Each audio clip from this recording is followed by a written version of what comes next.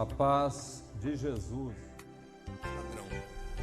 Então o negócio é a ovelha negra, às vezes. Capítulo 4 do Evangelho de Mateus. Desencarnam cães, gatos, cavalos. É que mudou-se para a pequena cidade onde moravam. Boa noite, meus amigos. A paz de Jesus, o Mestre Supremo, esteja em nossos corações. Boa noite, meus amigos. A paz de Jesus, o Mestre Supremo, esteja em nossos corações. É muito difícil, meus irmãos, negar a evidência do fenômeno mediúnico quando estudamos o trabalho notável de Francisco Cândido Xavier, que ao longo de seu apostolado psicografou milhares e milhares e milhares de mensagens de espíritos desencarnados a se identificarem perante a assombrada família com uma incrível riqueza de detalhes quanto ao cotidiano da própria família. É difícil negar a evidência do fenômeno mediúnico quando estudamos as poesias psicografadas por Chico. Centenas de poetas desencarnados manifestavam-se por seu intermédio, com poemas maravilhosos, identificando-se pelo seu estilo. Qualquer estudioso de literatura sabe que é muito difícil imitar estilo literário. Um bom pastichador, aquele que copia estilo literário, poderá imitar algo de alguns, jamais o muito de todos, como acontecia com Chico Xavier. Sentíamos a presença do espírito desencarnado, o poeta, nos poemas que ele psicografava, ele que mal fez o 4º ano do grupo escolar.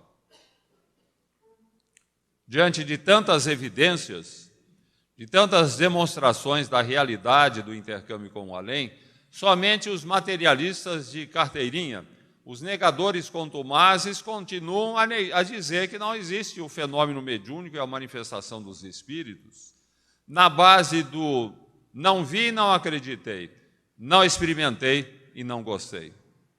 Lembram o antigo ditado Zen, que diz o seguinte: o dedo aponta a lua, o sábio olha para a lua, o tolo só enxerga o dedo. É exatamente o que acontece com aqueles que negam a realidade além-túmulo. O fenômeno está dizendo, apontando para a realidade do mundo espiritual, mas os materialistas impenitentes só conseguem ver o dedo envolvendo a atuação do médium. Em princípio, Kardec não se preocupou em situar o espiritismo como uma religião, ou em destacar os aspectos religiosos da doutrina espírita.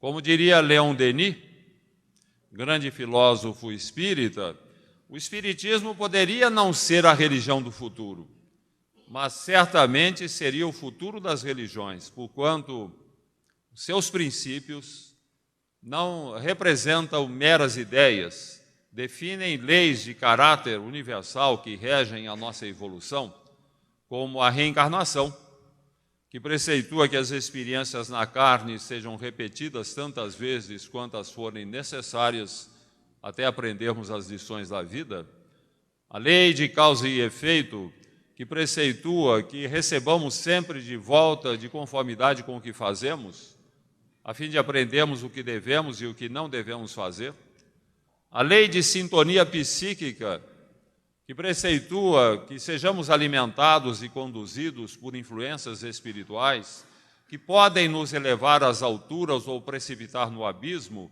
mas sempre de conformidade com o rumo que imprimamos à própria vontade.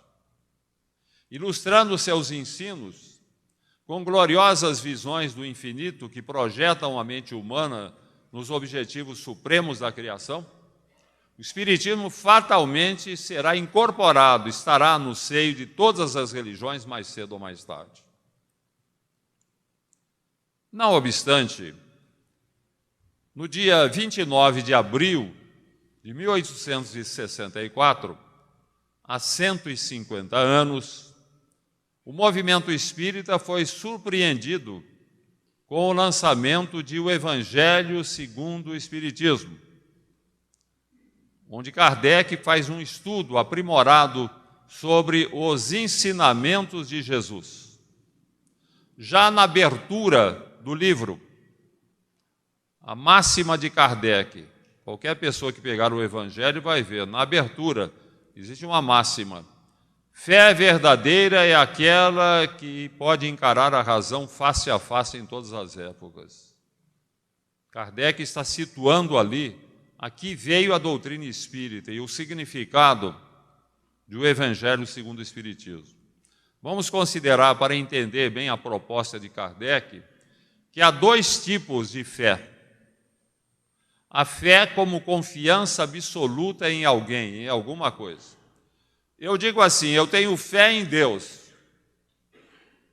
Isso significa que a minha confiança em Deus é plena. Pode cair o mundo sem problema algum. Se o mundo acabar, Deus arranjará outro lugar para a gente morar. Não é a este tipo de fé que Kardec se refere ao apresentar a sua máxima, porque essa fé mora no coração, não no cérebro. Representa uma adesão do sentimento e não da razão. No livro Lindos Casos de Chico Xavier, Ramiro Gama nos dá um exemplo típico do que seria essa fé. Conta ele que nos primórdios de seu trabalho como médium em Pedro Leopoldo, Chico Xavier foi procurado por uma jovem tuberculosa que vinha pedir a sua ajuda. O médico lhe receitara um remédio poderoso que haveria de curá-la, mas ela não tinha dinheiro, pobre, não tinha dinheiro para comprar o remédio. Por sua vez, Chico, também pobre, família numerosa, emprego modesto, ele não tinha recursos para ajudar a jovem. E ele perguntou: como o médico recomendou que você tome o remédio? Bem, Chico, eu devo tomar o remédio 2 vezes ao dia, de manhã e à tarde. Vamos fazer o seguinte, minha filha, você vai pegar essa receita e vai dividi-la em 60 pedaços. E diariamente, de manhã e à tarde, você vai colocar um pedacinho num copo com água, vai orar, vai pedir à nossa mãe, Maria Santíssima, mãe de Jesus, mãe espiritual da humanidade, que coloque um remédio ali naquele papel com água e depois tome com muita fé. A jovem agradeceu e partiu. 1 mês depois voltou, feliz, satisfeita, alegre: Chico, essa receita que você me deu foi maravilhosa. Segui fielmente, pedindo à Mãe Santíssima, Mãe de Jesus, Mãe da humanidade, que colocasse remédio ali. E ela colocou, e eu sarei.